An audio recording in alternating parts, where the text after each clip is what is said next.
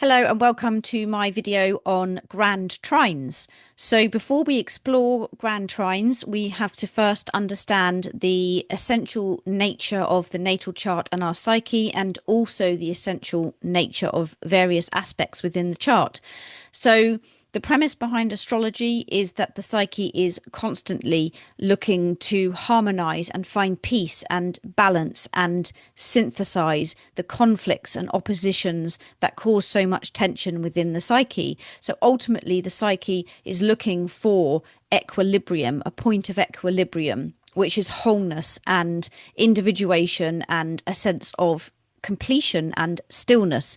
But until that point, the psyche is split off in various different ways, causing sometimes friction and challenge, and sometimes parts of those psyche are more harmonious with each other and causing less friction, and they have successfully synthesized and integrated and have found a point of equilibrium, but there are still other parts of the psyche that are in conflict with each other. So the way I see astrology is that we are on a lifetime, maybe many lifetimes, journeys of working with our psyches and working with our souls to move ever more towards the final equilibrium of our psyches or our minds or our souls, depending which way you want to look at it.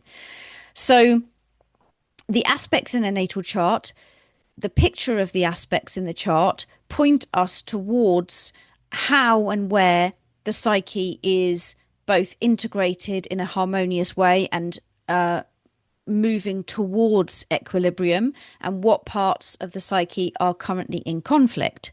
So when there is an opposition in the natal chart, then there is a total split. There is two parts of the psyche that is either one or the other, and there is no connecting the two. There is no bridge between the two. It is a complete separation, a complete split between those two parts of the psyche. Where there's a square, a 90-degree angle in the chart, there is a partial split. So it's not quite as total as the 180-degree opposition, but there is a partial split. They are beginning to understand one another and beginning to move towards integration and finding a point of equilibrium, but they are not there yet. And so they're starting to talk to each other, but it's very uncomfortable and it's very challenging. And there's a lot of friction and a lot of disagreement between those two parts of the psyche. But the conversation between the two has begun, unlike the opposition where there is no conversation. A trine, 120-degree aspect in the chart, is more of an ideal balance and harmony of two separate parts of the psyche. So there's still separation, but those two parts are now talking to each other, they agree with each other, and there is very much a sense of equilibrium building and forming between those two parts of the psyche. A sextile, 60 degrees separation, is this feeling of almost being there, almost moving towards, say, a trine, a more harmonious flow and an agreement, but it's not quite there yet, but it's a positive relationship. And there's lots of sparks and positive friction between those two parts of the psyche. So they are sparking each other off because they are aware that they are almost at that point of equilibrium and ready to agree, but there's still some disagreement between them in a more positive way. So they're having a positive conversation with each other. When we see conjunctions in the natal chart, then especially obviously the closer the conjunction in terms of orb, then the stronger this is, the wider it is, the less it's quite there yet. When we see a complete conjunction between two or more parts of the psyche, then that means there is a total fusion between those two parts, which were once separate, have probably been through lifetimes of in oppositions to each other and squares to each other and trines and sextiles and all of this. But now in this lifetime, they have resolved the differences and they have now fused together. And it's my view at least, that what we are aiming for in terms of our evolution and the natal chart is eventually for every single planet to be conjunct with each other, but ultimately then for the chart to become redundant and the chart to disappear, and the owner of the chart, or the soul, to find their true home right in the center of the chart, or perhaps in the spaciousness around it, but where it's no longer necessary to have a chart because there is no part of the psyche that has differentiated, is separate, or in relationship to parts of itself, because there is nothing to be in relationship to, because the person has become whole and one, and so the chart is now no longer needed. But it's my belief that conjunctions are an enormous step towards that final fusion and equilibrium within the psyche. So the whole chart is on this journey of seeking the one perfect note. If you think of a piano keyboard, the keys on a piano, and you can run your fingers up and down the piano, and some notes sound harmonious and pleasant, and some notes sound grating and harsh to the ears. So this, you could apply the same idea to a chart and say that the oppositions and the squares are the harsher sounding notes that sound like they are not quite right in some way, especially in the order that they're played. And then the trines and the sextiles and perhaps the conjunctions are the more harmonious sounding notes. And so in the same way that a person composes a piece of music to sound the most harmonious possible for what they're intending, the natal chart is also looking for an ideal harmonious composition of music that fits with the soul who's the owner of the chart. And I also believe that once that harmonious song is found for the soul, which is a song comprised of different notes and different complexities, but it makes the person whole and complete, that even then after that the song becomes redundant, and then they are looking for the one perfect note. And this is our journey towards that song and the one perfect note. And the split offs, which the aspects indicate, is our pathway to finding out which parts of our psyche have been split off and which parts of our psyche we need to work on in order to find our one perfect song.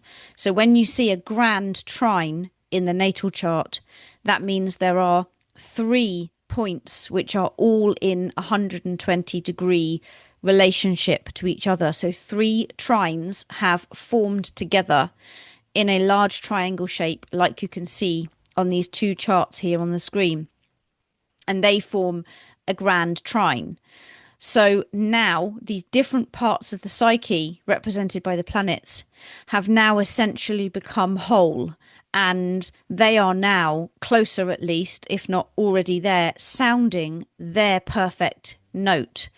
And the other parts of the psyche sit outside this grand trine, and there's still work to be done on those. There's still work to be done with the grand trine too, but this is an advanced stage of the psyche where those different parts have become one and have become whole. So this is why it's often unnoticeable to the person, or not easy to feel or grasp, or for the person to even notice that they have within them, because it has become a point of perfect equilibrium. So there is nothing to bump up against in the psyche. Therefore, it's harder to see grand trines. So this represents a beautiful note, a point of equilibrium in the psyche. And who knows, perhaps we are eventually looking for nothing but one grand trine sitting in the center of the chart with all the parts of the psyche at either one of those points.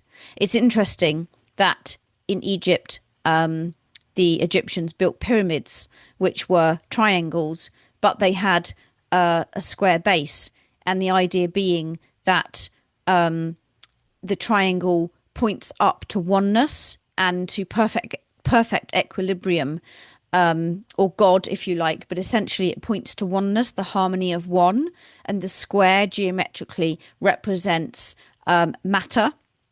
And geometrically at least, and in number systems, it represents earth and matter and manifestation in matter. But the triangles pointing up to heaven represent oneness. And so the pyramid in its totality represents the wholeness of oneness and physical matter and physical life being together in one structure. So perhaps that's what we're aiming for in the natal chart. So the element that the Grand Trine is in can tell us a little bit more information about what is becoming whole, what part of the overall psyche's life or construct is becoming whole in the person. So when there is a fire Grand Trine, then in the intuitive function, intuition is becoming whole. When there is a water Grand Trine, then the feeling nature is becoming whole. The emotional, feeling, sensing nature is becoming whole and complete in the person. When there is an air Grand Trine, then our mind, our thinking nature is becoming whole. Our ability to have logic and rationalize and reason, and our ability to perceive life around us is becoming whole.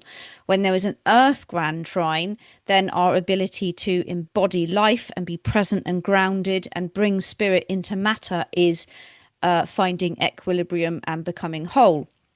So the element that the Grand Trine is in will give us this indication of essentially what the person, the soul or the psyche, is currently mastering in this lifetime in that area. So here we have two charts on the screen. We have Oprah Winfrey's natal chart on the left hand side here, with Sagittarius rising and an Aquarius sun, and she has got an air Grand Trine, and it's pointing right up into her midheaven. No surprise, because part of how this gift or this Grand Trine manifested itself was publicly and through her career. So we have an air Grand Trine. So Whitney Houston is already mastering and has already found a great sense of perfect equilibrium with her thinking faculty and her mind, and how she communicates and thinks and perceives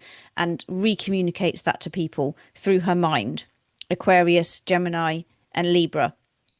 And so she has this gift inherent within her. These parts of her psyche are talking to each other very harmoniously. And that's why Grand Trines represent a gift. Then we have Whitney Houston. She's Pisces rising and Leo sun. And she has a fire Grand Trine. So Sagittarius, Aries, and Leo. So Whitney Houston was working with equilibrium with her intuition, and so intuition is like a visionary, having vision. And no surprise again, it also points to her midheaven, because there was an opportunity for her to use her gifts within this Grand Trine in a very public way towards her career. And so there was an enormous amount of intuitive vision going on with Whitney Houston. That probably expressed itself through her voice and her power of creativity. And so she already has inherent with her this balance, this equilibrium of her intuitive facilities. So that is a brief video on Grand Trines and aspects, and I hope you found it helpful. So please support my channel. If you have found the video helpful, please like the video. It really does help. And please subscribe to my channel if you enjoy the content. Thank you very much for watching.